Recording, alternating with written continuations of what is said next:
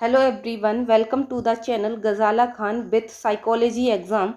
I am going to discuss about RPS Assistant Professor Recruitment and syllabus analysis. आज के lecture में हम देखते हैं कि जो राजस्थान से जो वैकेंसी आई हुई है असिस्टेंट प्रोफेसर के लिए, तो उसमें कौन कौन एलिजिबल है ये फॉर्म फिल करने के लिए, एंड उसमें हम साइकोलॉजी का सिलेबस को भी एनालिसिस करेंगे कि साइकोलॉजी के सिलेबस में कौन कौन सी चीज़ें हैं जिस पे हमें फोकस करना चाहिए। स्टार्ट करते हैं। सबसे पहले देखते हैं कि आरपीएस असिस्टेंट प्रोफेसर रिक्रूटमेंट 2023 जो वैकेंसी अभी आई हुई है, इसमें टोटल पोस्ट जो है वो 1913 है और ये राजस्थान पब्लिक सर्विस कमीशन के थ्रू ये निकाली गई है। ओके, डिटेल में देखें हम इसको। सेम चीज़ वही है कि ये 1913 इसमें टोटल पद हैं और 26 जून से इसके फॉर्म स्टार्ट हो गए हैं डलना। ओके, इसमें क्या है, एलिजिबिलिटी क्या है, इसमें है कि विश्वविद्यालय में न्यूनतम 50% मार्क्स आपके मास्टर डिग्री में होना चाहिए। ओके, देन इसके बाद देखते हैं और कौन कौन सी चीज़ें हैं।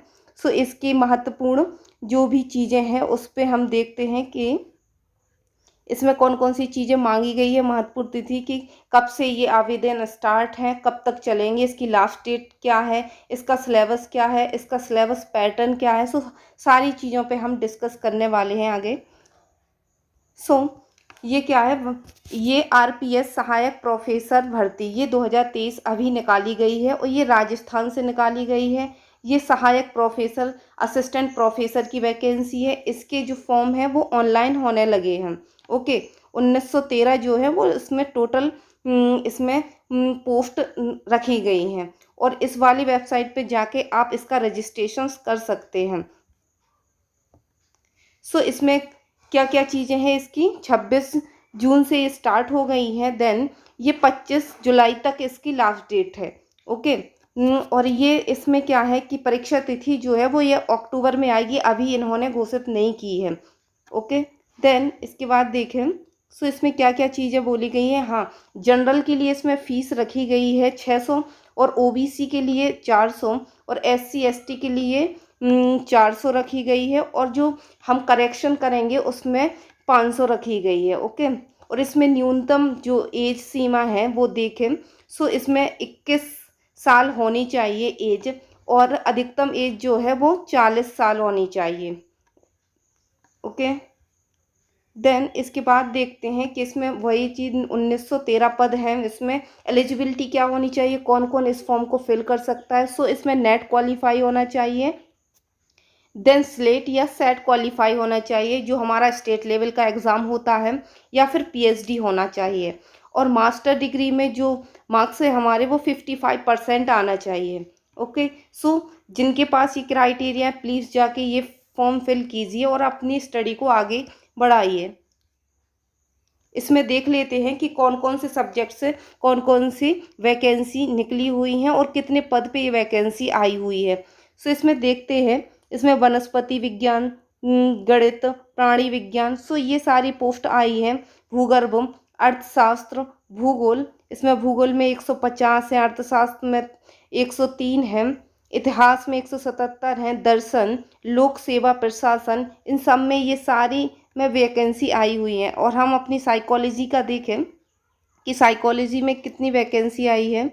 यहाँ पे साइकोलॉजी दिख रहा है, हाँ ये है हमारा मनोविज्ञान, ये है। इसमें टोटल पोस्ट जो है हमारा ये 10 आई हुई हैं। ओके, इसको देखते हैं, इसका सिलेबस क्या है, इसका पैटर्न कैसा है। उन सारी चीज़ों पे हम डिस्कस कर लेते हैं। बाकी ये भी है जो ये सारे सब्जेक्ट हैं जिन पे ये पोस्ट निकाली गई हैं। आगे देखें, इसका सिलेबस को अगर हम डिस्कस करें कि आरपीएस से जो असिस्टेंट प्रोफेसर की वैकेंसी है उसका सिलेबस क्या है। इसके 3 पार्ट में ये डिवाइड है। ओके, हमारा पेपर 1 एंड पेपर 2 ये सब्जेक्टिव होगा। पेपर 1 एंड पेपर, सॉरी रुकना एक सेकेंड जी, हाँ।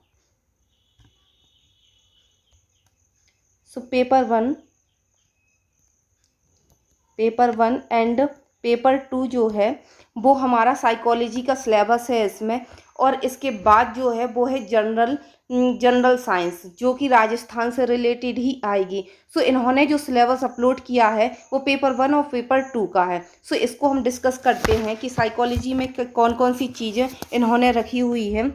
सो देखते हैं कि पेपर 1 का सिलेबस क्या है। यूनिट 1 में इन्होंने रखा है biological base of behaviour and perceptual process. So इसमें क्या आ जाता है, कौन कौन सी चीज़ें आती हैं इसमें। Biological base behaviour and perceptual process में जीन्स एंड बिहेवियर, उसमें आ जाएगा क्रोमोसोम्स, जो भी हमारे क्रोमोसोम्स वगैरह हैं उनकी चीज़ें। Then receptors, effectors and adjusters mechanism आ जाएंगी। न्यूरल इम्पल्स, जो कि हमारा एक्शन पोटेंशियल्स है। And origin, conduct, measurement. Human nervous system, पूरा ब्रेन आ जाएगा। ह्यूमन नर्वस सिस्टम में कौन, पीएनएस, पेरिफेरल नर्वस सिस्टम, और सीएनएस। ये पूरा जो सिलेबस है वो नेट के अकॉर्डिंग ही इन्होंने दिया है। सो देखते हैं कि इसमें क्या है। Sensory system and psychophysics, vision जो हमारा आईज है, ऑडिशंस जो हमारा ईयर की फिजियोलॉजी है। देन क्लासिकल एंड मॉडर्न जो भी रिसर्च आई हुई हैं वो उस पर भी ये फोकस किया है। देन इसके बाद अगर हम देखें सो परसेप्चुअल में क्या है, परसेप्शंस, उसमें गेस्टाल्ट की फिजियोलॉजी जो हमारा बायोलॉजी से रिलेटेड हो जाता है।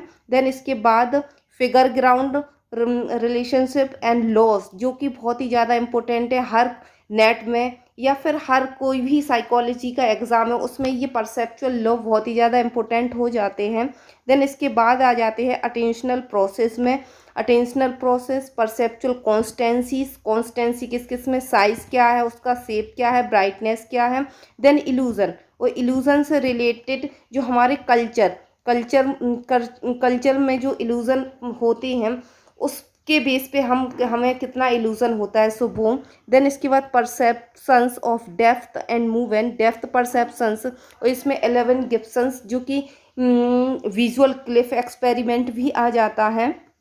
देन इसके बाद देखते हैं फील्ड डिपेंडेंस एंड इंडिपेंडेंस, जो कि कॉग्निटिव स्टाइल्स होती हैं।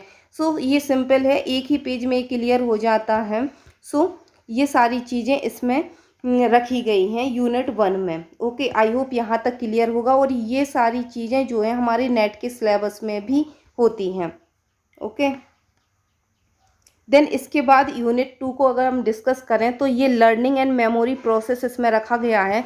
So learning and memory process जहाँ आ जाता है, लर्निंग जहाँ आ जाता है वहाँ क्लासिकल कंडीशन, पैवलोव की थ्योरी तो आनी ही है। देन उसके प्रोसीजर्स क्या हैं, फिनोमेना क्या है, रिलेटेड इशूज़ उसके साथ क्या क्या हैं, और कौन कौन सी न्यू उसमें रिसर्च हुई हैं, वो सारी चीज़ें इसमें आ जाएंगी। Then temporal relationship, very very important, temporal जो इसमें नहीं दिया है, टेम्पोरल रिलेशनशिप इसमें इंपॉर्टेंट हो जाता है क्लासिकल कंडीशन में। देन इंस्ट्रूमेंटल लर्निंग, ये इंस्ट्रूमेंटल लर्निंग। देन स्किनर की थ्योरी भी आ जाएगी, रीइंफोर्समेंट वगैरह आ जाएगा, बेसिक वेरिएबल एंड शेड्यूल। सो ये सारी चीज़ें आ जाएंगी इसमें। देन इसके बाद हम देखते हैं so transfer of learning, organisation process. So ये सारी वर्बल लर्निंग, कॉग्निटिव, ये सारी चीज़ें इसमें आ जाएंगी। सो अगर एक ओवरव्यू में देखें तो लर्निंग के सारे चैप्टर इसमें कवर हो रहे हैं, सारी थ्योरी जो है वो इसमें कवर हो रही हैं। चाहे इसमें दिया नहीं गया है लेकिन वेंड्यूरा भी इसमें आ जाएंगे, वोबोडॉल एक्सपेरिमेंट जिन्होंने किया था। देन हल्की थ्योरीज भी आ जाएंगी, और इसमें क्लासिकल, इंस्ट्रूमेंटल, स्किनर, ये सारी चीज़ें दी हुई हैं ऑलरेडी। ओके, देन मेमोरी पे अगर हम ध्यान दें तो इसमें क्या है, मेमोरी प्रोसेस में इनकोडिंग, स्टोरेज, रिट्राइवल, इसकी मेमोरी प्रोसेस की बेसिक चीज़ जो इसमें है। देन इसके बाद देखें so sensory system, sensory memory, short term memory and long term memory, और साथ ही साथ इनके अंदर जो टाइप हैं वो भी इसमें आएंगे जो यहाँ पे नहीं दिए गए हैं। ओके, और शॉर्ट टर्म मेमोरी के अंदर जो वर्किंग मेमोरी आती है वो भी यहाँ पे इंक्लूडेड है। देन इसके बाद थ्योरी ऑफ फॉरगेटिंग की एंड इंटरफेरेंस की जितनी भी थ्योरीज हैं वो सारी चीज़ें आ जाएंगी। सो ये सारी चीज़ें इसमें आएंगी। देन इसके बाद यूनिट 3 अगर हम देखें तो इसमें इन्होंने रखा हुआ है मोटिवेशन, इमोशन एंड थिंकिंग वाला कॉन्सेप्ट। सो इसमें हम मोटिवेशन का बेसिक प्रोसेस आ जाएगा कि मोटिवेशन क्या है, इसके पीछे कौन सी फोर्स लगती है, इसकी इंस्टिक्ट क्या है, नीड क्या है, कब नीड अराइज होती है, देन ड्राइव में कन्वर्ट होती है। सो ड्राइव इंसेंटिव, जब हमें कोई रिवॉर्ड वगैरह देता है तब हम किस तरह से मोटिवेट होते हैं। देन मोटिवेशनल साइकिल, सो ये साइकिल हमेशा चलता ही रहता है क्या, कि हम मोटिवेट हमेशा बने रहते हैं, ऐसा तो है नहीं कि हम हमेशा ही मोटिवेट होते हैं। सो इसमें मोटिवेशनल साइकिल पूरा प्रॉपर दिया है कि कम हम सेटिस्फाइड हो जाती है हमारी नीड और सारी चीज़ें कंप्लीट होती हैं। देन इसमें इंट्रिंसिक मोटिवेशन, आप अंदर से मोटिवेट हो या बाहर से मोटिवेट हो, सो वो सारी चीज़ें आ जाएंगी। देन मोटिवेशन में साइको एनालिटिकल व्यू क्या है, इथोलॉजिकल और SR कॉग्निटिव व्यू क्या है, ह्यूमनिस्टिक अप्रोच, सो ये अप्रोचेस आ जाती हैं। और इसके साथ साथ मैकेनिकल अप्रोच भी आती है जो इसमें नहीं दिया है, बट हम लोगों को पढ़ना है। ओके, देन इसके बाद अगर हम देखें तो फिजियोलॉजी में इमोशंस आ जाएंगे। पॉजिटिव इमोशंस क्या है, इमोशंस की सारी थ्योरी आ जाएंगी, जिसमें सबसे इम्पोर्टेंट आ जाता है जेम्स लैक थ्योरी। ओके, सो ये सारी चीज़ें इसमें रखी गई हैं। कॉन्फ्लिक्ट वगैरह भी इसमें आ जाएंगे, जो approach avoidance conflict, double approach conflict, so ये सारे कॉन्फ्लिक्ट इसमें आ जाएंगे। कॉन्सेप्ट फॉर्मेशंस आएंगे। देन इसमें अगर हम देखें तो सबसे ज़्यादा आ सकता है प्रॉब्लम सॉल्विंग एंड क्रिएटिविटी से क्वेश्चंस आ जाते हैं। प्रॉब्लम सॉल्व करने की कौन कौन सी स्ट्रेटजी हैं, सो यहाँ पे ह्यूरिस्टिक्स आएंगे जो अप्लाई होते हैं हमारे प्रॉब्लम को सॉल्व करने के लिए। देन रीजनिंग में सिर्फ हमें अगर इतना ही पढ़ लें, इंडक्टिव और डिडक्टिव रीजनिंग, सो इसमें रीजनिंग हमारी कवर हो जाएगी। ओके, देन क्रिएटिविटी और थ्रेशोल्ड वाली हाइपोथेसिस जो होता है, इसमें जो आती है हमेशा थ्रेशोल्ड हाइपोथेसिस, वो इसमें इम्पोर्टेंट हो जाती है। देन इसके बाद हम देखें नेक्स्ट यूनिट जो है, फोर्थ यूनिट है ह्यूमन एबिलिटी एंड पर्सनालिटी, हमारी पर्सनालिटी चैप्टर से। अगर हम इसको देखें तो ये बेसिक साइकोलॉजी पे ही फोकस है। अभी तक जो बेसिक साइकोलॉजी है हमारी, उसी पे फोकस है, उसी के अकॉर्डिंग इन्होंने सिलेबस को डिज़ाइन किया है। सो फोर्थ में क्या है, ह्यूमन एबिलिटी एंड पर्सनालिटी, इसमें क्या आ जाएगा, इंटेलिजेंस की सारी थ्योरीज आ जाएंगी, Spearman, Thurstone, Guilford, Cattell, Sternberg, so ये सारी थ्योरी आ जाएंगी। और इंटेलिजेंस का मेजरमेंट, जो टेस्ट वगैरह दिए हैं विनय साइमन ने, सो ये सारे टेस्ट आ जाएंगे, विनय कॉफमैन, सो ये सारे टेस्ट आ जाएंगे कि किस तरह से हम इंटेलिजेंस को मेजर कर सकते हैं। और इसके साथ साथ इसका फॉर्मूला भी, IQ वाला फॉर्मूला, ये भी आ जाएगा, MA/CA, सो ये सारी चीज़ें आ जाती हैं इसमें। देन पर्सनालिटी वाले चैप्टर में बहुत कम सिलेबस रखा है, बट इतना कम नहीं आएगा, डिटेल में आएगा, क्योंकि ये असिस्टेंट प्रोफेसर की भर्ती है, गवर्नमेंट प्रोफेसर जो कि परमानेंट है। सो इसमें क्या है, साइको एनालिटिकल, फ्रॉइड के अलावा इसमें सोशल लर्निंग जो वेंड्यूरा आ जाते हैं। Then trait and type, Allport वगैरह आ जाएंगे, कैटल वगैरह आ जाएंगे। देन कॉग्निटिव अप्रोचेस आ जाती हैं। और इसके बाद अगर हम देखें तो पर्सनालिटी का मेजरमेंट पूरा, MMPI किस तरह से मेजरमेंट करते हैं, TAT, ये सारे टेस्ट जो है एक तरह से जो हमारे नेट के साइकोलॉजिकल टेस्टिंग में कवर आते हैं होते हैं। सो ये वो सारी चीज़ें यहाँ पे इंक्लूडेड हैं। ओके, देन इसके बाद यही आ गया psychological testing, research methodology and psychological testing. इसमें क्या है कि रिसर्च प्रॉब्लम, बेसिक रिसर्च इसमें आ जाएगी कि रिसर्च की प्रॉब्लम क्या है, हाइपोथेसिस क्या है, वेरिएबल क्या है, एक वेरिएबल का दूसरे वेरिएबल से क्या रिलेशनशिप है, हाइपोथेसिस हम कैसे क्रिएट करें, अपनी प्रॉब्लम को कैसे बनाएं। सो वो सारे प्रोसेस जो बेसिक हैं वो सारी यहाँ पे आएंगी। देन टाइप ऑफ रिसर्च, सो ये सारे टाइप आ जाएंगे इसमें, क्वांटिटेटिव, क्वालिटेटिव। देन मेथड में ये सारी चीज़ें आएंगी, experimental, quasi experiment, case study, field study, same as जैसे हमारा नेट का सिलेबस है। देन इसके बाद हम देखें तो parametric, non parametric test, very very important, जो हर बार क्वेश्चंस बनते हैं और हर एक साइकोलॉजी के एग्ज़ाम से इसमें क्वेश्चंस बनते हैं।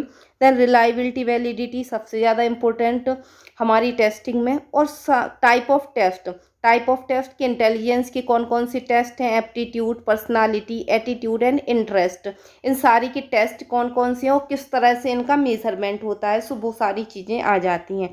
तो पैटर्न जो है पेपर 1 का ये है, इसमें क्या है, ऑब्जेक्टिव टाइप के पेपर हैं जो कि 75 नंबर का होगा और क्वेश्चंस इसमें होंगे 150 इसमें क्वेश्चंस होंगे और ड्यूरेशन 3 आवर्स का होगा। और इसमें क्या है, नेगेटिव मार्किंग है। ओके, नेट में हमारा नेगेटिव मार्किंग नहीं होता है, नेगेटिव मार्किंग नहीं होता, बट यहाँ पे जो है, यहाँ पे आरपीएससी में नेगेटिव मार्किंग यहाँ पे अलाउ है। सो हमें बहुत ज़्यादा डीपली और अच्छे से ही प्रिपेयर करना है, तब ये टेस्ट क्वालिफाई हो सकता है। देन इसके बाद अगर हम इसमें देखें कि पेपर 2 में इन्होंने कौन कौन से सिलेबस को रखा है, सो इसमें फर्स्ट यूनिट में आ जाता है एबनॉर्मल एंड क्लिनिकल साइकोलॉजी। सो इसमें आ जाएंगे सारे डिसऑर्डर वगैरह आ जाएंगे, इसमें सारे डिसऑर्डर आएंगे कि एबनॉर्मल बिहेवियर क्या है, concept of approach, then DSM और आईसीडी का क्लासिफिकेशंस। इससे एक आधा क्वेश्चन इससे आ सकता है, और जो रिसेंट में डीएसएम में चेंजेस हुए हैं, सो वो सारी चीज़ें आ सकती हैं अभी रिसेंट ट्रेंड के according. Then cause of abnormality के अप्रोचेस जो हैं वो आ जाएंगे। देन इसमें मेन जो हैं वो डिसऑर्डर आ सकते हैं, जैसे कि एंजाइटी हो गया, साइकोटिक डिसऑर्डर, उनकी एटियोलॉजी, कारण क्या है, सिम्टम्स क्या हैं, किस टाइप का डिसऑर्डर है। Then mental retardation and personality and psychotic disorder, जो कि हमारी पर्सनालिटी से रिलेटेड होते हैं। देन इसके बाद आ जाता है mental health, then biological therapies. इसमें फिर यहाँ पे क्या है, डिसऑर्डर इन्होंने कवर किए हैं, डिसऑर्डर आएंगे जो कि एक न्यूरो डेवलपमेंटल डिसऑर्डर, ये ट्रेंड में है और आता भी है इससे क्वेश्चंस। और मेन जो डिसऑर्डर है, जैसे कि हम नेट में करते हैं प्रिपरेशन, उसी तरह से हमें इसमें भी करना है, इतना डीप नहीं जाना है, बट ओवरव्यू में सारे डिसऑर्डर को हमें देखना है कि इस डिसऑर्डर में पर्टिकुलर होता क्या है। ओके, और साथ में थेरेपीज तो इम्पोर्टेंट हो जाएंगी, वेरी वेरी इम्पोर्टेंट, ये इम्पोर्टेंट हो जाती हैं थेरेपीज़। सो इसमें क्या है, साइको एनालिटिकल थेरेपीज़ जो हमारे फ्रॉइड ने दी थी, बिहेवियर थेरेपी, इसके अंदर भी कई सारी थेरेपीज़ आती हैं। Then cognitive therapies, client centred, gestalt, then logo therapy and family. So इन्होंने क्या है, मेन थेरेपी को उठा के रख दिया है, बट साइको एनालिटिक थेरेपी में फ्रॉइड की थेरेपी आएगी, फिर युंग की आएगी। सो इस तरह से कई सारी एडलर की भी आ जाएंगी। सो इनके अंदर भी कई सारी थेरेपीज़ हैं, सो उन्हें पढ़ना होगा विथ डिटेल में। बिहेवियर थेरेपी के अंदर कम से कम 10 से 12 थेरेपीज़ होंगी, कॉग्निटिव थेरेपी इसी तरह से, ये सारी थेरेपी यहाँ पे आती हैं। ओके, अगर देखते हैं, अगर हम सीरीज चलाएंगे तो 1 बाय 1 एक एक थेरेपी कवर करते जाएंगे। ओके, सो आगे देखें इसमें। सो यूनिट सेकंड में इसमें सोशल साइकोलॉजी दिया है। सोशल साइकोलॉजी में क्या है, सोशल साइकोलॉजी का नेचर क्या है, अप्रोचेस एंड मेथड क्या है। Then social cognitions, perceptions, self perceptions, social perceptions कि हम अपने सोशल एनवायरनमेंट में रहकर किस तरह से परसीव करते हैं, हमारा कॉग्निशन किस तरह का चलता है, किस तरह से हम इन्फ्लुएंस होते हैं अपने एनवायरनमेंट को देख के। सो वो सारी चीज़ें इसमें आ जाएंगी। देन एटीट्यूड, और एटीट्यूड का मेजरमेंट जो था वो टेस्टिंग वाले, जो हमारा फर्स्ट वाले उसमें था, उसमें हमने डिस्कस कर लिया था। यहाँ पे थ्योरीज आएंगी। ओके, देन इसके बाद एटीट्यूड का नेचर क्या है, वो किस तरह से फॉर्म हो जाता है, उसका मेज़रमेंट हमने टेस्टिंग में हमें वहाँ से करना है। देन एटीट्यूड चेंज कैसे होता है, अगर एटीट्यूड बन गया तो ऑब्वियस है कि उसको चेंज भी करना होगा अगर वो नेगेटिव है तो। सो वो सारी चीज़ें इसमें पूछी जाएंगी। देन ग्रुप से रिलेटेड कि ग्रुप की प्रोसेस क्या है, ग्रुप में रह के हम किस तरह से वर्क करते हैं, वो फॉर्म कैसे होता है और वो इफ़ेक्टिव है या नहीं है, किस तरह की ग्रुप डायनामिक चलते हैं। सो ये सारी चीज़ें यहाँ पे आ जाएंगी। देन लीडरशिप आ जाएगा, अल्ट्रिज्म एंड एग्रेशन कि हम अपने सोशल एनवायरनमेंट में रह के कभी हेल्प भी कर देते हैं किसी की, और कभी कभी हम एग्रेशन में भी आ जाते हैं, तो ये क्यों होता है। देन एनवायरमेंटल साइकोलॉजी कि जो हमारा एनवायरनमेंट है, जैसे कि टेम्परेचर एकदम से बढ़ गया तो वो उसका हमारे बिहेवियर पे क्या इफ़ेक्ट पड़ने वाला है, क्या पड़ता है। सो वो सारी चीज़ें इसमें आ जाएंगी। सो रिसेंट में अगर हम देखें तो हमारी सोशल साइकोलॉजी की क्लासेस ही चल रही हैं, सो अभी हमारी फर्स्ट क्लास ही उसमें हुई है, बेसिक ऑफ सोशल साइकोलॉजी। सो आप वहाँ से फॉलो कर सकते हैं। एंड आपके सपोर्ट एंड मोटिवेशन से इसके सीरीज़ विथ डिटेल हम लेके आएंगे आने वाले लेक्चर्स में। सो यहाँ से हम स्टार्ट कर लेंगे। देन इसके बाद अगर आप लोगों का सपोर्ट रहा तो हम थेरेपी वाला भी पोर्शन उठा के लेके आएंगे। थेरेपी भी हम स्टार्ट करेंगे कि 1 बाय 1 एक एक थेरेपी पढ़ते जाएं, तो इतना ज़्यादा लोड भी नहीं होगा और वो चीज़ें भी कवर हो जाएंगी। सो सोशल साइकोलॉजी ऑलरेडी चल रहा है और थेरेपी वाला पोर्शन भी हम स्टार्ट करेंगे। ओके, देन इसके बाद यूनिट 3 देखें तो इसमें एजुकेशनल एंड काउंसलिंग साइकोलॉजी आ जाती है। इसमें काउंसलिंग, एजुकेशन साइकोलॉजी, नेचर क्या है इसका, स्कोप क्या है आज के टाइम में। जैसे कि काउंसलिंग जो है आज के ट्रेंड में ज़्यादा है, स्कूल काउंसलर हैं। सो ये सारी चीज़ें इसमें आ जाती हैं। देन टीचर इफेक्टिवनेस, एक काउंसलर का काम क्या है कि चीज़ों को देखना। सो वो सारी चीज़ें इसमें आ जाएंगी। प्रॉब्लम को सॉल्व करना, इसमें चीज़ें आ जाती हैं। देन काउंसलर का नेचर क्या है, प्रिंसिपल, गोल क्या होते हैं। सो वो सारी चीज़ें काउंसलिंग से रिलेटेड इसमें कवर अप होंगी। ओके, देन इसके बाद यही सारी चीज़ें आ जाती हैं कि काउंसलिंग में डायरेक्टिव होनी चाहिए, नॉन डायरेक्टिव। सो ये हमारे थेरेपी वाले पोर्शन से भी कवर अप हो जाएंगे। देन इसके बाद हम नेक्स्ट यूनिट की तरफ मूव करें। सो इसमें 4th यूनिट में इंडस्ट्रियल एंड ऑर्गेनाइजेशनल साइकोलॉजी। इसमें रिसेंट में नेट वाले एग्ज़ाम से ये वाला सिलेबस जो है या ये वाला पोर्शन, ये टॉपिक हटा दिया है, बट इसमें इन्होंने डाला हुआ है। ओके, सो इसमें क्या है, इंडस्ट्रियल साइकोलॉजी कि हम जहाँ पे जिन काम करते हैं अपने इंडस्ट्रियल एरियाज़ में, जैसे कि बड़ी बड़ी MNCs होती हैं। सो उसमें क्या क्या चीज़ें आती हैं, उसमें क्या है कि उनका नेचर क्या है, मेथड क्या है। हम किसी MNC में काम कर रहे हैं तो जॉब का एनालिसिस कैसा होना चाहिए, हमारे जो भी पर्सोनल हैं, कर्मचारी हैं, उनका सिलेक्शन कैसे हो। देन उन्हें ट्रेनिंग कैसी दी जाए, उनके लिए इन्वायरमेंट क्या रखा जाए कि वो बेटर अच्छे से परफॉर्म करें। देन कौन कौन सी प्रिंसिपल्स होना चाहिए जॉब, और जब वो काम करते हैं देन एंड के सेशन में जब हम उनका जॉब का एवेल्युएशन करें तो किस बेस पे होना चाहिए। सो ये सारी चीज़ें हमारी इंडस्ट्रियल साइकोलॉजी में कवर अप होती हैं। देन इसके साथ साथ मोटिवेशंस की ये थ्योरी यहाँ अप्लाई हो जाती हैं। सो मोटिवेशन से रिलेटेड सारी थ्योरी यहाँ आ जाएंगी, जैसे कि हर्ज़बर्ग, ब्रूम, लीडरशिप कैसा होना चाहिए। एक इंडस्ट्री को चलाने के लिए कोई लीडर भी होता है, सो लीडरशिप कैसा होना चाहिए। सो ये लीडरशिप वाली चीज़ें जो हैं यहाँ पे। देन सोशल साइकोलॉजी में, सो यहाँ पे ये है, ये नहीं सोचना कि ये क्या है, ये तो नेट से हटा दिया बट यहाँ पे इंक्लूड कर दिया, तो कैसे हम करेंगे, क्योंकि इसका जो सिलेबस है लीडरशिप की थ्योरीज वगैरह वो सोशल साइकोलॉजी में कवर अप होती हैं। देन मोटिवेशन की चीज़ें जो हैं वो बेसिक ऑफ साइकोलॉजी में कवर हो जाती हैं, जो कि पेपर 1 में हमने डिस्कस किया था। ओके, पेपर 1 में हमने डिस्कस किया। सो ये वाली चीज़ें जो हैं वो रिपीटेड है। ओके, देन इसके बाद क्या है, इसके बाद आ जाता है measurement and organisation behaviour, leadership का मैनेजमेंट, वही कि एक लीडर को कैसे मैनेज करके चलना है अपने कर्मचारियों के लिए। देन लीडर को किस तरह से डिसीजन लेना चाहिए कि ज़्यादा इफेक्ट किसी पे बुरा ना पड़े। देन ग्रुप किस तरह से होना चाहिए, फ्लेक्सिबल होना चाहिए कहीं या कहीं पे स्ट्रिक्ट होना चाहिए। सो वो सारी चीज़ें यहाँ पे देखी जाती हैं, यहाँ पे पढ़ी जाती हैं। ओके, देन इसके बाद हम देखें 5th यूनिट क्या है, रीसेंट ट्रेंड एंड साइकोलॉजी। मतलब रिसेंट में जो भी चीज़ें ट्रेंडिंग में हैं वो यहाँ पे डाला हुआ है, जैसे कि कॉग्निटिव साइकोलॉजी, उसमें नेचर क्या है, consciousness, representation of knowledge, language. So ये सारे कॉग्निटिव से रिलेटेड हो जाती हैं। देन पॉजिटिव साइकोलॉजी जो कि हमारे नेट के एग्ज़ाम में भी है, जैसे कि हैप्पीनेस हो गया, हैप्पीनेस, फॉरगिवनेस इसमें आ जाएगा, फॉरगिवनेस, ये वाले टॉपिक यहाँ पे कवर हो जाएंगे।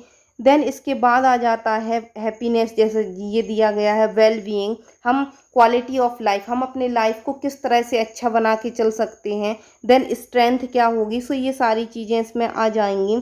देन हेल्थ साइकोलॉजी में बेसिक सी चीज़ें आएंगी कि हेल्थ प्रमोशन, हेल्थ को कैसे प्रमोट करें, स्ट्रेस से कैसे दूर रहें, एंड कुछ मॉडल जो हैं बायो साइकोलॉजिकल, कॉग्निटिव, ये सारी चीज़ें इसमें आ जाएंगी।